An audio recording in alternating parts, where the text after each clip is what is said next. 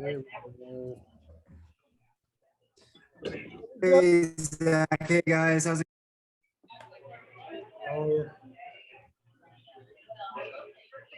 All right. Here's what I'm going to do. Welcome, everybody. I'm going to go through and mute folks that are loud. Okay, Fred was the loud one. Not you, Fred, but the background noise. But no problem. Whenever you want to talk, you just jump in, okay? Let's see. Cool. What's up, Diego? What's up, Pam's, Earl, RT3D? Howard, good to see you again. Howard, you're always on the left side of my screen for some reason. You're always like this same spot. Like, I don't know why. Randall, how are you? Robert, my man, how are you, Robert? Doing well, Zach, doing well. Good. Clem, what's up, brother? Fred, how are you today? I'll mute you real quick, Fred. Tell me something. You got anything good? You good? 10 thumbs up? All right, you good. Teresa, how are you? Cool. Bear Precision Development, what's up, man? I'm sure you got a name. What is it? You want to say hi? Yes, sir. Hey, Zach. How's it going? My name's Joe Guerrero. I'm out of Brownsville, Texas. Nice. You're deep south. I've been down there before, bro. How are you? Deep south. Doing all right, guys. That's like the tip, bro. That's like the bottom of America. Right on the border. Right on the border. That's right. Cool. Joe, nice to meet you, man. Happy you're here. Cool. Well, good. Well, thanks, guys, for being here. Really appreciate it. It's only 12:03. Usually people are trickling over time, but we got 15 people here, so that's great. Last week, I think we had 34 that jumped in at some point. Rob told me, so it will fluctuate throughout the time that we're together. But I love these calls because I seem like I learn something new every time from somebody doing something, so I think part of my job by putting these on is to really like help others learn too. When someone says, "Oh yeah, I tried this thing and it worked," and I kind of press into that thing and say, "Well, what is that? What do you mean?" Like, just peel it back a little bit more, because sometimes when you connect those little dots, like someone else will in their journey as well. And so that's my hope for everybody. I hope that we all have a lot of success. And I keep saying, like on the emails, like, we're gonna put all these calls into a podcast, but the reality is I had not gotten to it yet. So hopefully we do in the future, and then it's easy to listen to. And as you're driving around, you can just pop it in. I already have a provider I'm going to use for it. I have all these ideas. I'm just like swamped on priority, trying to serve people that are our customers. So it's like we have a lot going on. So whenever we're all behind, I like to make sure I catch us up and then do new stuff after that. So it's a little behind. It's not how it goes sometimes. Doug, how are you? Welcome. Okay, cool. So structure of the call is always the same. Share, like, obviously, if you have any questions about anything at all, you can, now's a great time to bring them up. Hey, Jason, welcome. There's no questions off limits. It could be about sales, it could be about marketing, it could be about really anything. It could be about CloudPano. It could be about specific features, etc. Y'all are welcome to bring those up as well now. Be thinking too, though, at a higher level too. If there's stuff you're like, if you're hitting like kind of business walls, I don't know how to, it's more of an analogy than anything else, but like if you're hitting some little snags and stuff, or you're not getting some good signal in what you're doing, bounce it off us. Let us look at it or think about it. This happens to me sometimes, like where I'm like, man, I'm sitting here thinking about myself, is this the right direction or not? Or this thing, or this aspect of our company feels broken. How do we fix this? And I just bounce it off Clayton or whatever. All of a sudden, boom, he has a solution. That solution works, and it all just works out. So other people can give you the unique insights that you just maybe aren't thinking through, or just didn't weight appropriately in your mind, right? So leverage and use the people's knowledge that's here now to your advantage. So with all that being said, who wants to go first? I'd love to hear any questions or things you got. Randall, go ahead, sir. I see your hands up. Yeah, I just got a text message and followed up with a phone call. There's a guy out of North Texas, more towards the Panhandle, and he's an auto stop motion marketer and wants to partner a three-way with he and I and a CRM guy up in Dallas, and I have no idea how that would work. Auto stop, like what is it, a technology, or is it evidently he gets like a ball and takes a picture of it and moves it over to here and takes another picture of it and makes it over here. Does that make sense? Stop animation. Sort of, keep going. Say again? I said sort of, kinda. I mean, keep going. I want to hear more. I have no idea. I mean, he just wants to get together on like the 16th of August and talk his way through it. And I mean, I'm interested, I'm open, but I mean, I don't know how the three of us could touch base. So if, I mean, I don't need an answer now, but if you can kind of think about it, you know, Well, that would, yeah, so what you need is more details. You need more information. Yeah, Okay. yeah. Like, well, I would prod them for information before you agree to a meeting. Sometimes people will say, hey, Zach, can you have 10 minutes for a meeting? My answer is no, I don't. Not just out of nowhere. Like, I need to know why, what we're talking about, what you need help with, or how we can benefit each other or whatever. I need more information, period. That's just the way it is. okay. So you need more information. Like, if you don't know what that is, cool. Tell me, I need more examples, what industry you're targeting, what you're trying to do, how will it play out? Now I'm all about making friendships and hanging out and having a beer and just like, talking, jamming on stuff. But if someone wants to talk business and like take up those hours of the day, it better be for a good reason, right? So you have to acknowledge that reason, that's all. Yeah, he must be a startup because he's, it came through LinkedIn and no website, no nothing. So. Okay, yeah. So good example. He's got an idea. It's okay. I mean, everything good. It starts off with an idea. Everything around it is an idea, right? But when someone's in idea stage, sometimes they seem to do a little bit more work before they like sit down with you and like get you on the train, because the train could be Right. going nowhere or off a cliff, and that's hard to delineate or distinguish. There's no perfect answer for like, should you meet with the guy or not? I don't know, but maybe you should. But I guess just kind of from recent experience, like if someone's still in idea stage, like it's tough for me to really help them, Right. I want to be able to help you now. And like, if I can help you now, then we can both profit pretty soon, or right away, but there is no perfect answer. Sometimes guys have great ideas and they see it all the way through. And you're like, man, I could have been sitting there with that guy. He told me this idea and I didn't know what it was and I missed out. And that could be a thing, Yeah. Got to try to Okay. use discernment there. I don't have a perfect answer, I guess. But All right. Thanks, Matt. sure, no problem. Clem, you got your little Zoom hand up. Go ahead. Yeah, just a little help here. Yesterday, I was sitting at a marketing agency talking about our services where we can be kind of like partners because they don't offer 360, but now they are. But I had a little issue with the video chat. Perhaps you can help me here and show me because, you know how it is when you're trying to show something, that's where things go wrong. Yeah. What happened here yesterday was that I couldn't get the image to move for me. And she saw me on video and all that. She has a yoga class and she, in addition to her marketing business, and she's thinking this would be ideal. And she was more interested in the video. And I kind of told her, I don't think this is great for her because it's not like you have a big image like Zoom.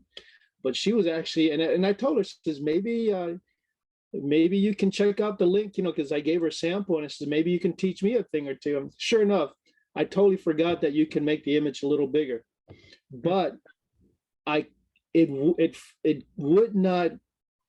I was trying to show her that you can take them around on the tour and the other person will see, and it wouldn't happen for me. And I don't know. And that's the first time that ever happened because in the past I was able to. So I don't know if I'm just forgetting or what, but could you kind of like. Did you click share tour on the bottom? Yeah. Okay. So there's two icons that says share tour, and then there's another one. When I did share tour, it took me totally out to another page, which was weird. Okay, interesting. Maybe we'll figure it out after the call, but just for the folk, we'll touch base. But here's how it works for me, and for maybe just make sure if I just explain it once, maybe a light bulb will go off. So when I'm inside a CloudPano live call, we're like both there, the top right.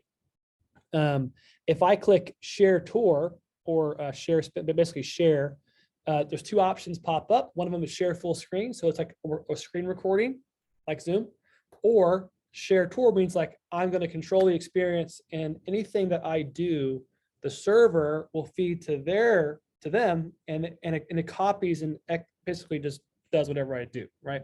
And the reason why that's significant or different is that the quality is so much higher when you're trying to look at a high-end thing, that if I can see the image like at its full resolution and someone's guiding me, then I like get this much better experience. And your eyes are kind of open to it.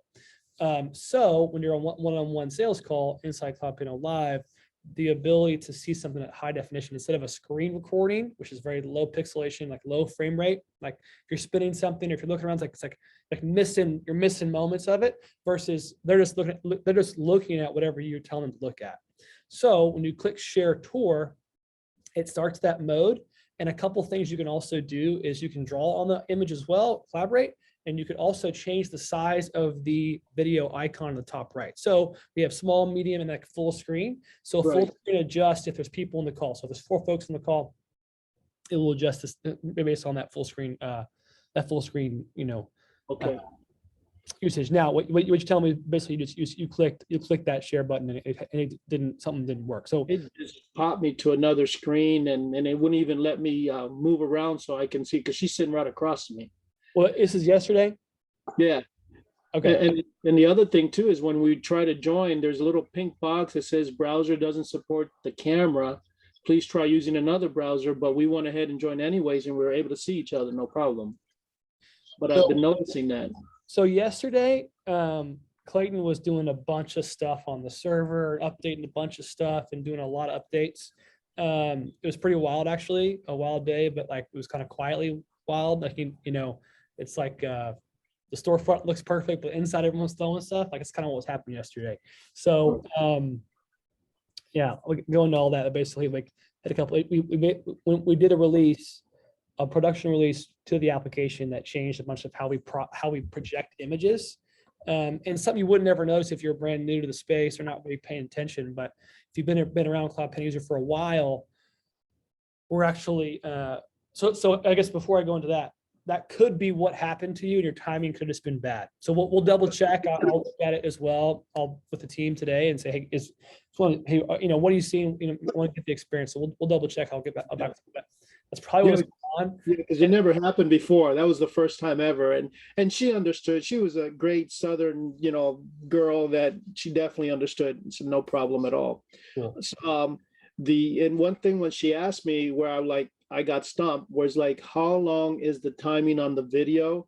So I reached out and I got the answer. There's no time limit like Zoom. If you're one-on-one, after 45 minutes or 40 minutes, it just shuts off. That's the nice thing, because she has this yoga class and she wants to be able to do some things virtually. And so, and maybe you can enlighten me on that, but I'm like, using that for a yoga class, I'm not sure. Yeah. Yeah, because I'm not sure either. So we do have a feature built in where I think at about 30 minutes in CloudPano Live, it'll ask you, do you want to extend this call? And it's like a little timer ticking down. If you're on the call, you say, sure, you say extend call, and it keeps going. And that's a recurring thing. It's mostly because you can imagine, like if someone like leaves their computer on all day accidentally and walks away. Okay. So we have this we do have a safeguard kind of built into that. I don't think that's the right application for the project, even though, but I do always want to encourage cool ideas, and I want to encourage like what she's doing. Like we actually have an idea based on somebody in this like startup workspace that I work at. There's a guy that wants to do a live feed in 360. It's a cool idea. So we tested, we did a proof of concept. We got a live feed, pump it into CloudPano on one of our development servers. It was really, really cool. So like this guy's doing a boxing event or something like that, wants to possibly have a live feed going. And so that's really cool. That was amazing. Yeah. That's just stuff like we can do in the future possibly. Because her feedback is that she don't like Zoom because the instructor has to take 5-6 minutes to load and let everybody in, and do that thing. And when she saw this, that they just kind of allow, themselves to come in, she kind of loved that idea. So, it's a possibility, but I Yeah. let her be the judge of it. So, Yeah, maybe we plug in an Insta360 camera in the center of the room, and we set up, like, check this out. We set up a live feed. This is me just thinking out loud. And we do a test with her. We say, hey, press this button, turn this on, and we'll set the settings up for you. Here's the settings. And then we'll make a special tour for you and see if we can do a live one for you, and then see if she likes it. And then she can just share that link. That's an example of a totally different world, like a live event in 360. That's kind of cool. Cool idea. cool. Maybe one day, maybe. But I'm just brainstorming right now. Yeah. Don't quote me on it if you're trying to get a client. Okay, cool. All right, guys. Give me some more questions. I would love to help where I can. It's like Pam's typing in a question. Pam's, how are you? It says Pam's for me, P-A-M-S. Yeah, hi, I'm Pam Studio. Oh, hey, Pam, how are you? Yeah, sorry, I just look like a bum, so I'm not gonna let you see me. It's okay. My day off. I shaved today for this call. So.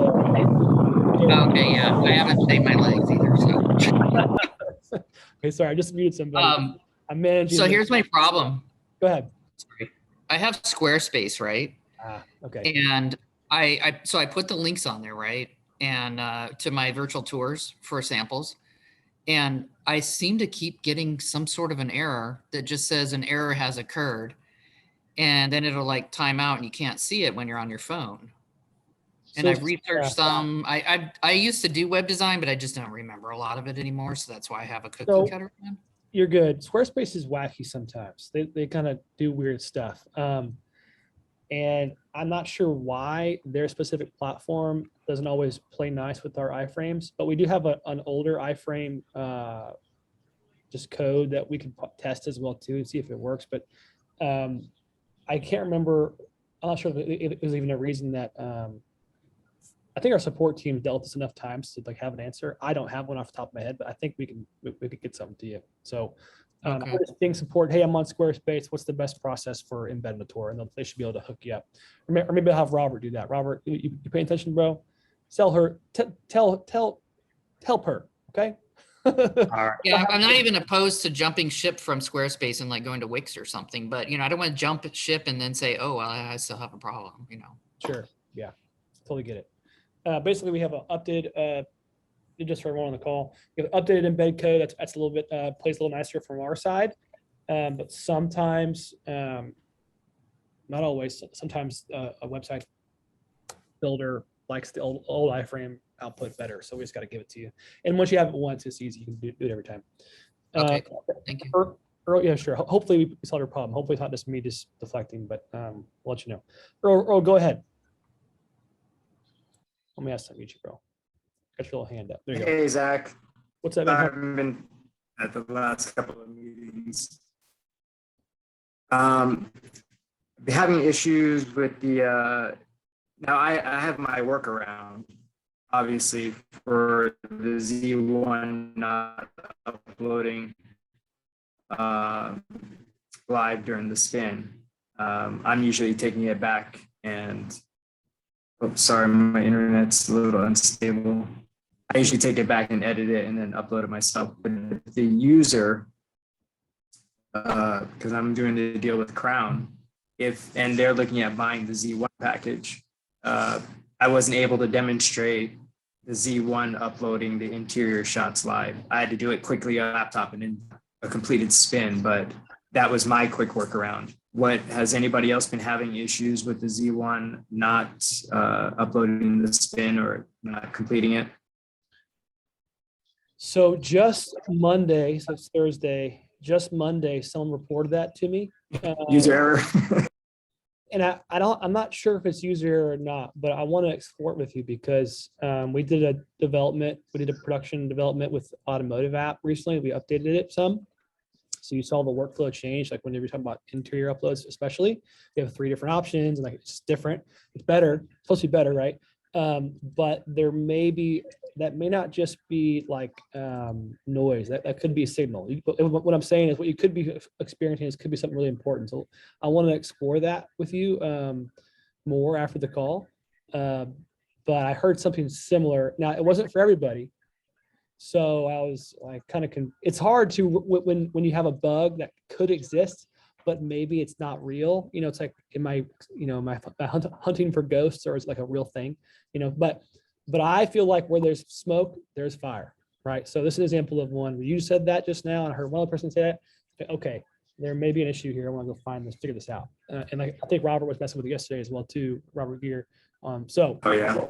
yeah, so I got. I have two Z1s, so I made sure that it wasn't just a one-off issue. I ran up the other Z1 and the same thing. It just sat there and hung and hung and hung and hung. Okay. So it wasn't just that one camera.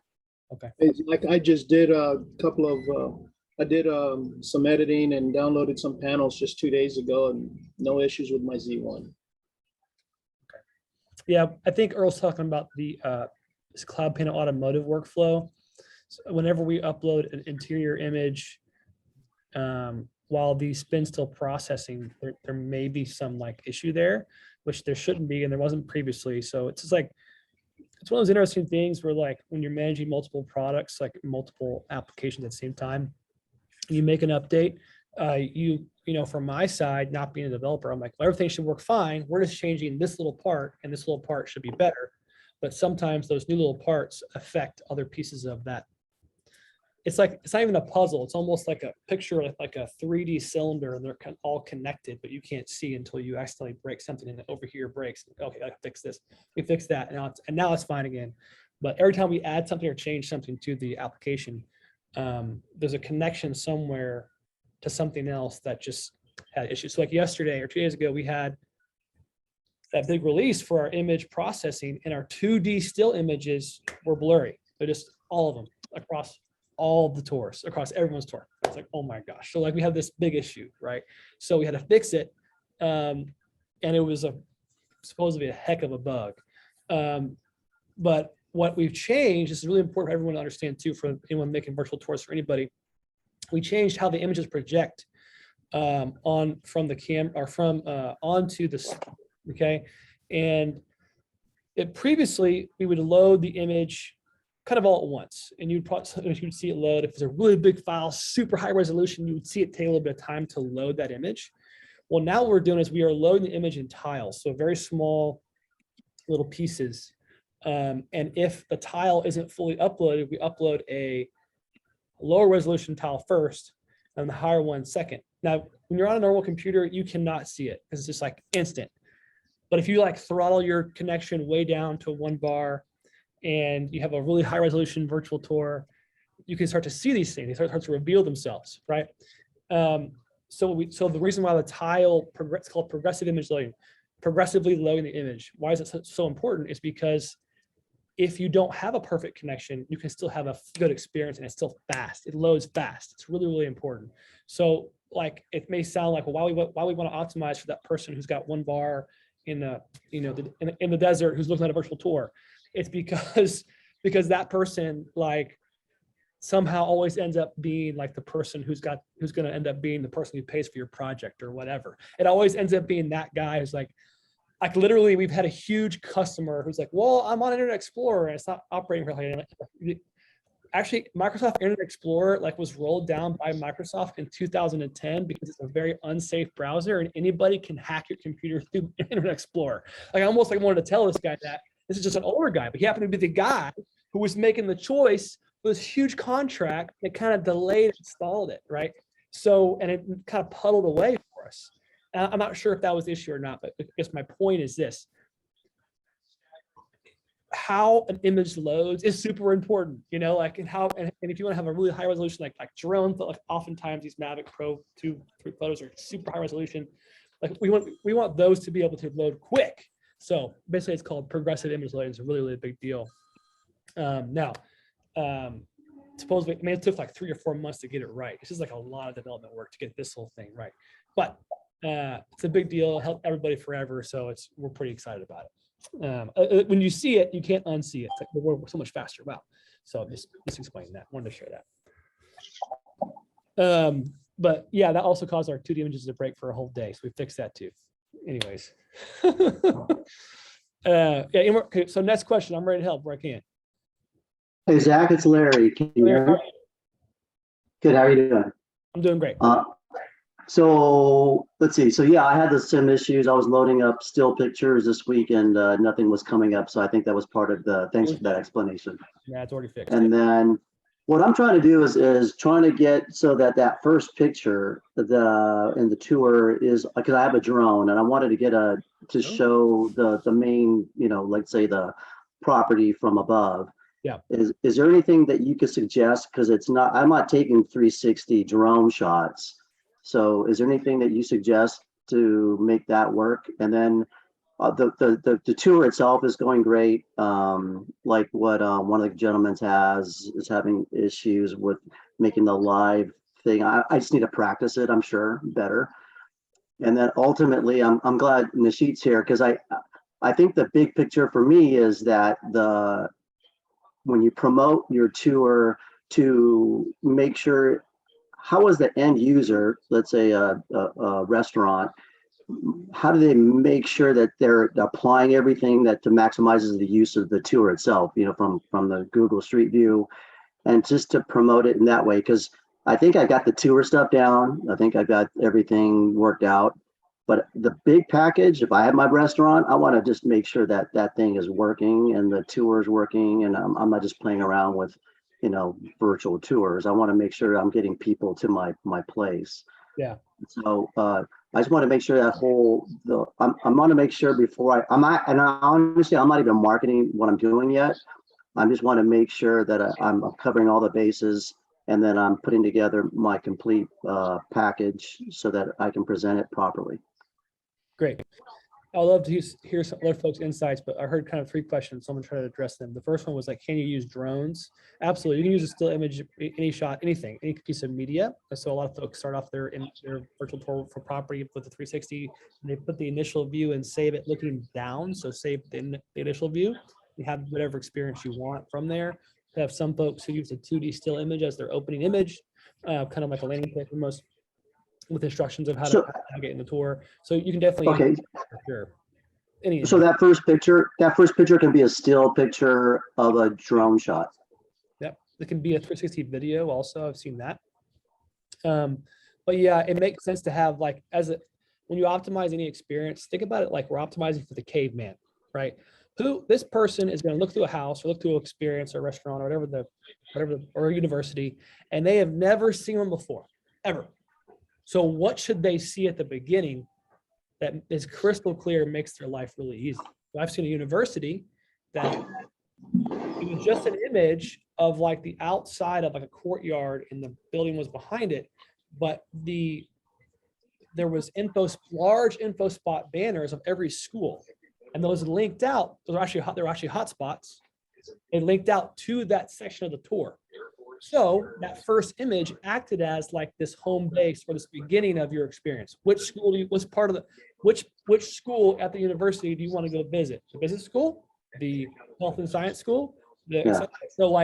So as a viewer who's like, I'm the caveman, like you got to dumb yourself down. Like I've never seen this before.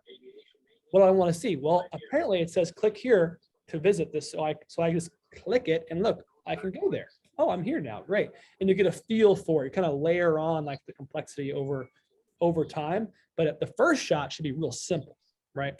That's what I think. Everyone does different things. That's definitely what is helpful. And then let me real quick, I'm trying to think of what else you said. CloudPano Live, you see your practice it with somebody, and then number 3 would be, how to get people in the door, right? So when you talk about like 360 for small businesses or for commercial use, you want to find out what's important to them. I mean, you said the word restaurant. I don't always love the restaurant space, but the small business owner, whatever the dentist, what's their goal, right? Is the goal to bring in people? Is their goal to build comfort? Is their goal to overcome fear of kids dentistry or whatever there's all kinds of stuff you can do. That's the goal you need to reverse engineer from. So that may mean you have a pop-up that appears over like 3 or 4 seconds, where on certain images or et cetera. And you could do that just like by adding some JavaScript code. Like, so I've Active Campaign is a good example. It has a popover capture element, and most lead capture softwares do. And you can just add it anywhere you want, or add a timer to it. Oh, after 5 seconds, it appears. Hey, would you like a 10% discount on your first meal at the restaurant? Well, add your email here and we'll send it over to you. All of a sudden they're collecting leads and they're getting alerts that says new lead, new lead, new lead every time one comes in, because their homepage is showing the virtual tour and they're looking at it as they're kind of looking at their space. That's one idea. There's lots of ideas you can go from there, but kind of think about it from what they want first, and then that's how you build your offer, your package. That's my opinion, but I want to hear other folks too as well, what they're doing, what their angle is. I looks like Clem has his hand up. Maybe he's got an angle. Go ahead. Actually, it was a question that you just brought out. When it comes to the drone video for the 360 virtual tours, what resolution do we have to make sure that that's in to be able to put it into the tour?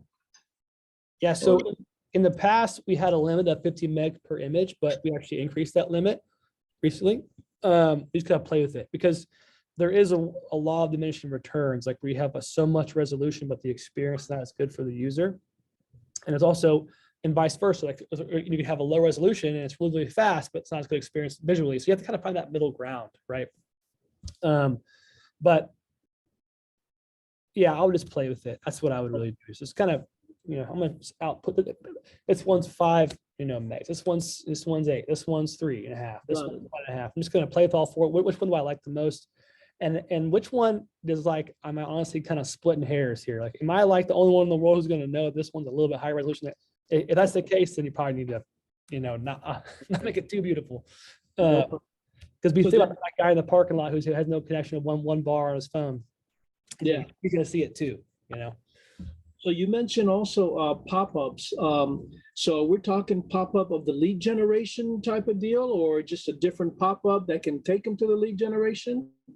I've never heard about that, and that sounds like a great idea. Yeah. Yeah, Hopefully this helps answer Larry's question a little bit more, just get some creative juices flowing. So, like, when you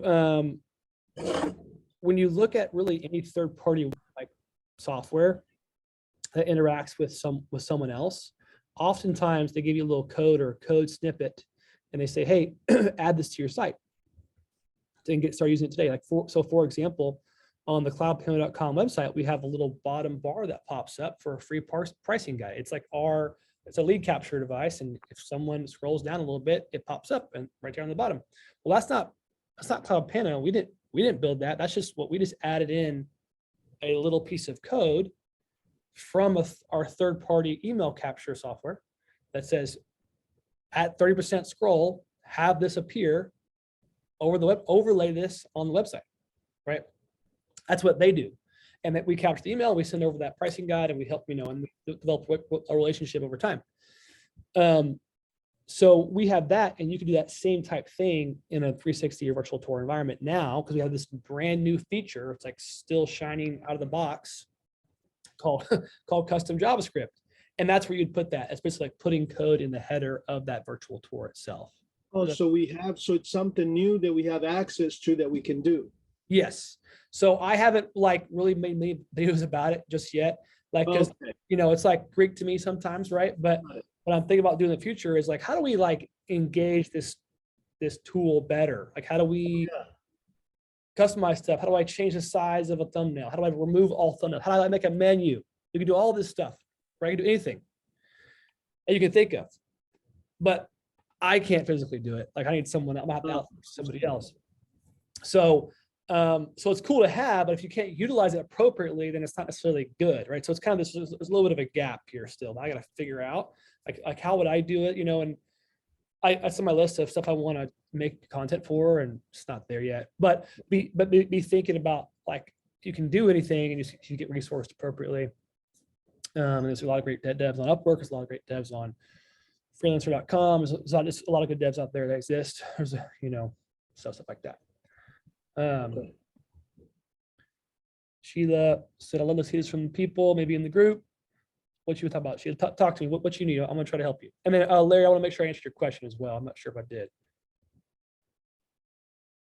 A lot of people in this call. I Yeah, was just saying, people that are already doing that, or that you're doing it already, maybe share a video or something in the group on how to do it, or, just kind of a little tutorial, just something helpful.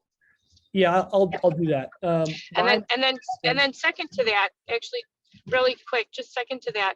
So I really want to focus on making this a business. Right now, I'm a real estate agent. I do it all myself. I do it on every listing, but I really want to make this a business for myself. For business, I'd love to collaborate with another user, or you figure out how you guys have done it. It's kind of breaking up a little bit, Sheila. I'm not sure if it's me. Is it? Can you say that last sentence again? Can you hear me now? Yeah, Can you hear me now? Yes, ma'am. All right. So I was just saying that I'd love to be able to do business. I do it for myself as a real estate agent, but I'd like to be able to do business on my own. I'm very tech savvy, done it for 30 years. So I'd love to learn from others in the group if we could do some mastermind like that. Yeah, that's great. So what I'm hearing is you're currently a real estate agent, do it all yourself for your listings, got a lot of hustle, tech savvy, probably an awesome mom because you're driving right now. I can see the kids in the back. So we do the same thing. So I really appreciate that. I had this like philosophy, or like this concept that I've kind of been stirring in my brain after I actually met with one of our users recently at a coffee shop. It was like so much fun. And his business, he's actually a real estate photographer full-time. That's what he does. He's in my area. I live in the Sugar Land area. He lives up north of me. I actually called him out of the blue. We kind of asked questions and asked about some stuff. And he actually revealed to me about how I'm doing some things like poorly. And it was actually really helpful. He didn't say those words. I realized how I was doing things poorly. Anyways, but then we had coffee, and he showed me some of his operation. And he told me early on in the call, like, I don't do any of the photo shoots. It's like, well, what do you mean? He's like, well, I have 4 people who do it for me. Like, five, 4 full-time, 1 fifth person. It's like, okay, and I have an administrator. I was like, oh, okay. So how many listings are you doing a month? He said, I'm doing about 200 a month. I said, okay, cool. Okay, wow, it's a lot. How do you like manage that? What's your operation? He starts telling me about his like how they schedule, how they book, how they market their packages, like how they get new customers, etc. And he's primarily in the real estate photography space. So he's doing residential houses. That's what he does. They try to get in, get the photos done, get out, right? That's what they do. And they will upsell Matterport, or they'll upsell CloudPano, or they'll upsell floor plans, they'll do a drone shot, and of course the packages that he has, promotes or whatever, are available based on what the agent wants.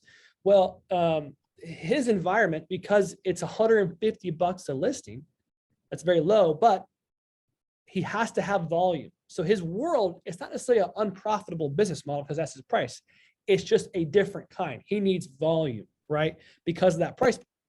And because it's that price point, he also needs them to self-serve. They need to self-select what they're going to buy on the website, right? And then that has to be paid up front, and then they can schedule, and it has to be optimized for scheduling. So what's he need to get to a place where he has 5 photographers and 200 listings a month, and move from service provider who's doing it himself into operator, right? Because that's like the shift. It's a huge shift, a big difference, right?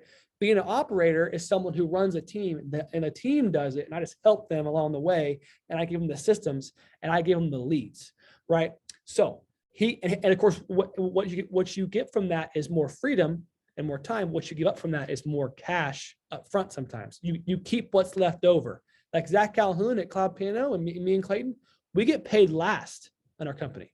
Like, I get paid last. I don't get paid first. My team gets paid first, right? So to make an operation efficient, this is what's been in my mind a lot actually recently, which is really important. I think it's an important mindset thing too. You have to have 2 things. Number 1, you got to have lead flow.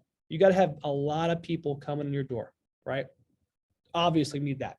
I can't hire people if there's no people coming in the door, right? You got to have lead flow, right?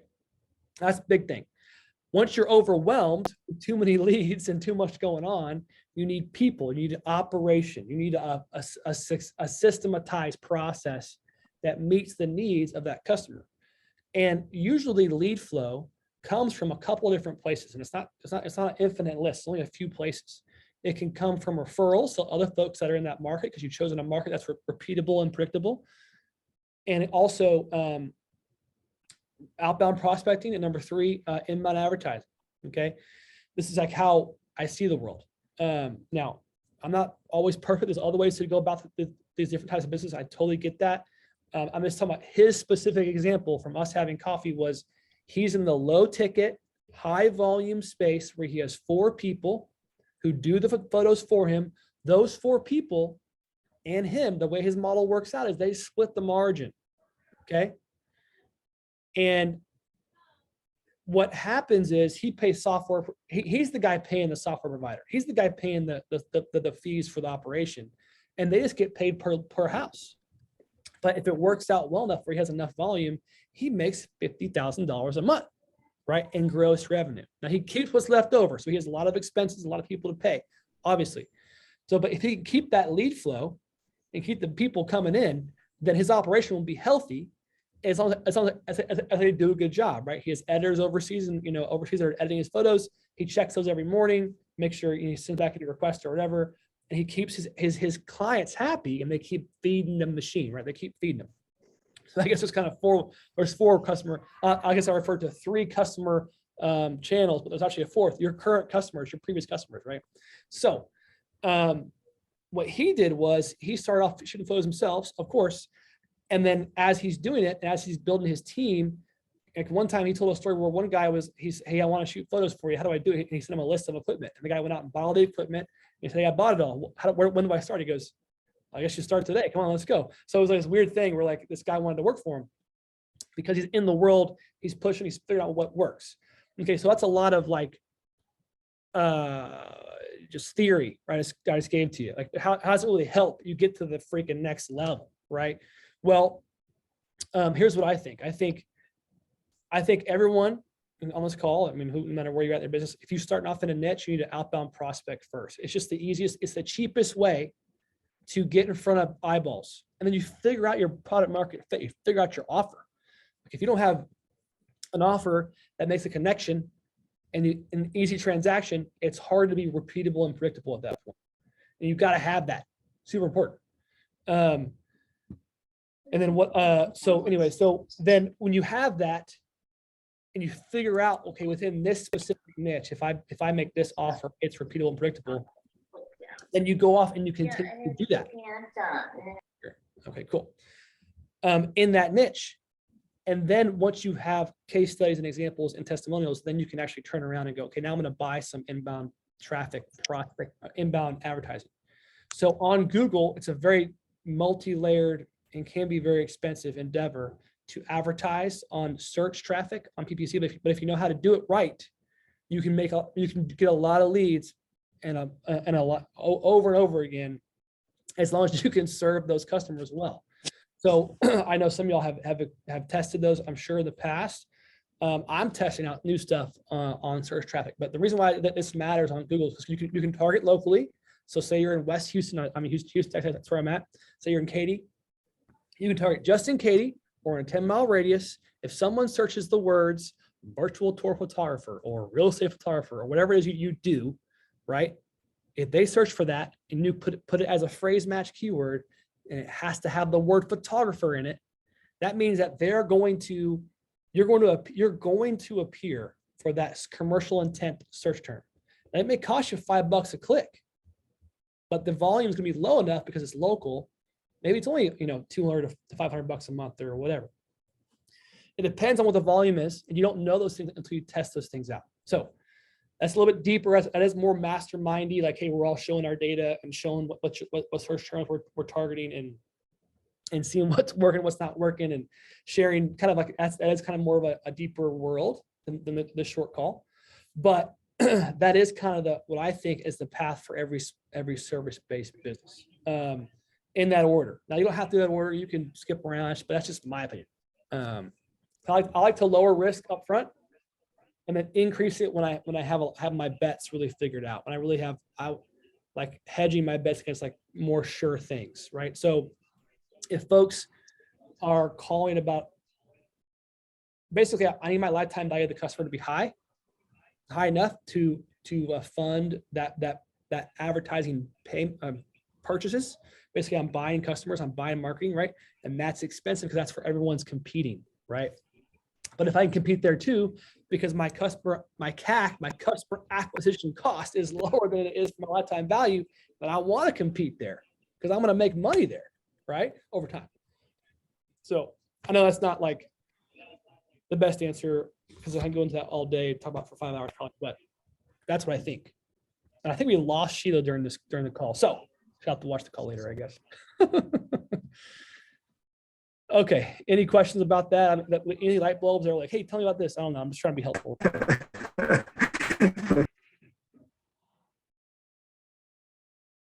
I'm losing. I don't have any. I heard something for a second. No, we're with you, Zach. Okay, cool. I'm ranting. Thanks for answering the nice business model. Bruce said, Zach, can you explain the difference between CloudPano.com and the spin reseller program? Sure. So CloudPano is a virtual tour software.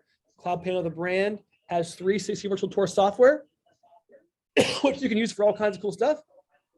We also have an automotive arm that's very recent, but also very cool, where you can make spins of vehicles and integrate with dealerships' websites. Now, that software is built for dealerships. We do have some providers on the platform that are already on CloudPano that use CloudPano Automotive and go out and make spins for folks and charge money for them. The spin reseller program is a second layer where you don't have to just charge for services. You can actually sell the software itself because some dealerships don't outsource their photos. They keep it in-house. So rather than having that objection of like, why? Well, we already have a guy who's doing the photos for us internally. You could say, cool, why don't you use this software? And all of a sudden you got a customer that could be residual for you. That's like the concept of it. Really cool concept. Many layers deep. Automotive has got a lot going on, a lot more than you think. You think you just walk in there and make a sale. Not always true. You have to navigate that world and build relationships, which we've done successfully as a company. So the spin reseller program opens up that opportunity for folks who want to jump in and also sell software. Hopefully that answers the question. Gotcha. That's clear. Cool. Great. All right. One more question before we roll out. I know I kind of ranted a lot today. Go ahead, Clem, or whoever else wants to go. Yeah. So, and sorry to get back to this point again, but please bear with me. You're good. You're good. I have a coffee shop that is interested in my 360 virtual tour that I have set up for next week. That pop-up keeps popping up in my head. Yeah. If I was to say something to him, am I able to offer that service to him now, or is it just, it's coming in the future? So I can just get it clear in my head. Yeah, you can offer it now. What I would say is coffee shop, I'm not sure how many digital marketing tools they're using. They probably don't have a CRM, right? Like who's coming into our CRM? Who we calling today for the coffee, for the $1 coffees? So like if I was to do a pop-up of ActiveCampaign or some other software, or HubSpot or something, it probably is going to be more relevant to a bigger business. But if that person has coupons or deals they want to send out, they can do that. And what I want to be able to do is answer your question like, yeah, just go to the CloudPano editor and like, let's do a pop-up for the lead generation campaign or lead generation form after 3 seconds or whatever. We can do that with custom JavaScript, but we can't do it like this with a couple clicks. So I guess that's kind of an over-promise, under-delivered answer. It's like, if they have third-party software, we can embed it with header code very easily. If they don't, I wouldn't bring it up. That's probably what I would say. But the lead gen icon is there.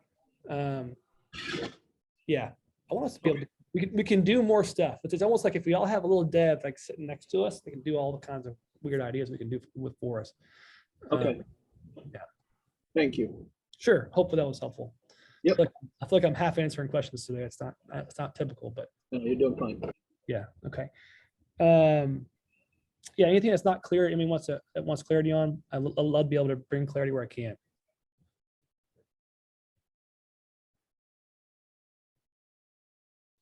Does anybody want to sing some karaoke? Just for fun? All y'all started going, oh, no, don't call on me, Zach. All y'all started moving like this. I'm just kidding. Maybe one day we'll have to do a big meetup or a little mini conference or something, and we'll do actual karaoke. That'd be fun. Okay, well, good. We're about an hour. I try to keep it for 45 minutes. Hopefully, it was helpful and useful. I am recording these. I will try to get them out to a podcast.